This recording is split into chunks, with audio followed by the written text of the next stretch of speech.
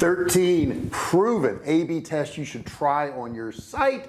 Best conversion hacks. Conversion optimization, that's what we're going to talk about in this video. I'm going to show you 13 proven tests that you just got to try on your site. I know a lot of you have wasted a lot of time and money on this stuff, and this is the video you want to go through from beginning to end to find out what to do so you can maximize your profits. Don't forget, if you haven't subscribed yet, make sure you hit that subscribe button, turn it from red to gray, and don't forget to ring the bell. Let me get over here a little bit. That's a little bit better, right? Don't forget to ring the bell, turn on all bell notifications so you're notified each and every time I go live or if I upload a video. Okay, so this conversion thing is pretty interesting. It's very useful and it can make you a lot of money, but you can also waste a lot of money. How much increase in sales are you going to see? How much increase in revenue are you going to see? Because you can pay consultants and employees and you can take your own time and constantly be testing, but you got to make sure it's worth it. So I'm going to go through the best tests in this video, and all of these may not apply to your site. So I want you to think about your site. Does this test work good for your site? Go through them, look at what I'm telling you, and then you make the decisions what's going to work for your site. But one thing's for sure, you do have to do some CRO, which is conversion rate optimization, to maximize your site. Okay, the first thing we're going to look at is typography. Typography is what font you're going to actually use on your site. Now, two of the best ones I think are sans and sans serif. I would recommend sans serif for your website. However, that being said, Georgia is one of the most common fonts you'll find on websites, even though it doesn't convert as well as some of the other fonts that I'm telling you about right now, like sans serif. Now here's a couple of them side by side, but I would suggest you try both varieties to see which works best for your website. Don't try every single font that you can find because you're just going to waste time. You want to pick from the ones that are already proven, that are already working on a website. Now, as per this image right here, sans serif are best for the web and serifs are best for print. So it's depending on what you're doing. Number two is color of your font. Now for blogs and long form copy, it seems like black is the best. That's the one that actually works the best. However, different types of things on your website do dictate different colors, and you can certainly try out each of the 8 basic colors. But I will tell you this, think of it this way, whatever stands out usually gets clicked. Does what you're doing stand out?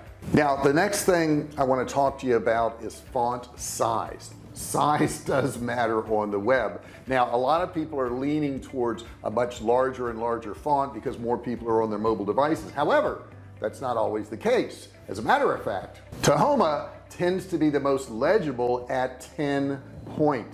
However, Veranda and Courier at 12 point work very well, and Arial at 14 point is one of the best. So you got to figure out what works for your website. Where are your customers? Are they looking at a desktop? Are they looking at mobile devices? And make decisions based on that and test. Number 4 is your typefaces, and they can be important, but you don't want to try all 700 fonts that Google has available. You want to try some that are going to work for your site, some that are going to work for your brand, but you must test this. Very important that you test this. Number 5 is position. And when I talk about position, I'm really talking about call to action right now.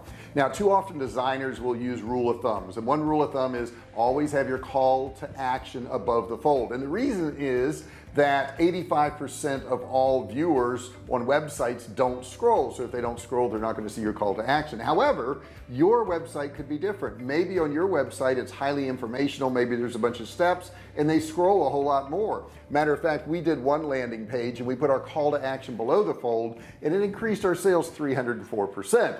So that went against the rule, that went against the grain. So what you want to do to figure this out is put it above the fold, put it in the middle of the page, put it below the fold, and see what works best for your website. Don't always use that rule of thumb. You can test something like this pretty easily. Next one is color. That's number 6 is color. What color do you put your call to action? Should that button be green? Should it be blue? We found that in one test we used green versus blue, and the green got a 36.8% higher conversion rate than did the blue. So it could be different for your site. It could be the color scheme of your site. Maybe that color stands out more because of the type of page it's sitting on. You got to test. That's the important thing, is you got to test. And remember, you got to test colors.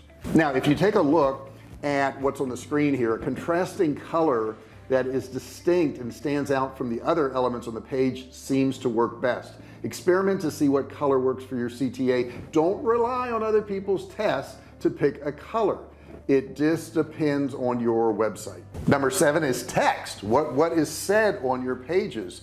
Text is very important. You need to change your power words, your adjectives, your convincing words on that page. In 2007, during the campaign, Obama changed his text on the button from sign up to learn more.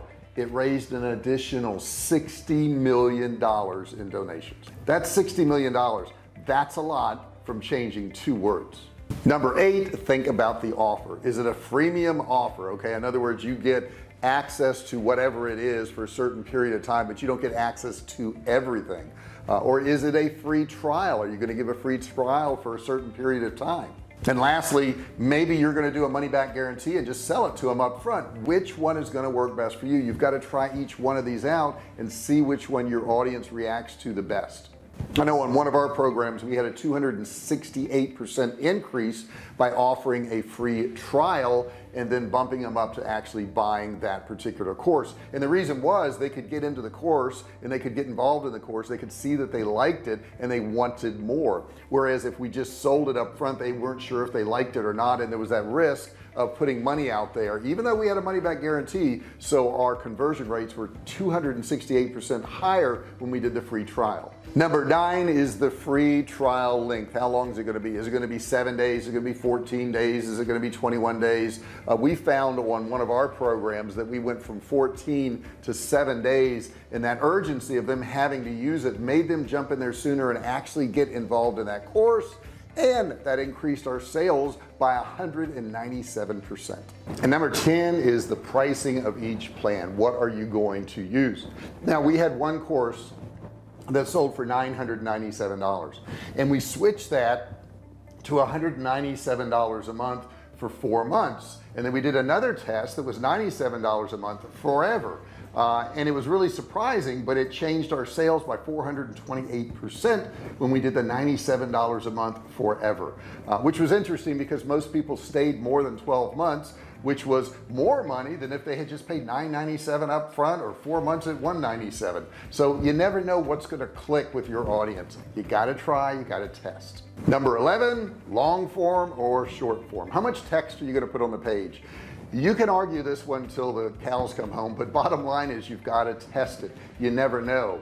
A Scandinavian gym ran this test that you can see on the screen right now, and they found that that shorter copy there got 11% more conversions statistically, okay, than did the long form of that particular page. Why that is, I don't know, but I'm just telling you, you got to test it. And number 12, do you use video or do you use text?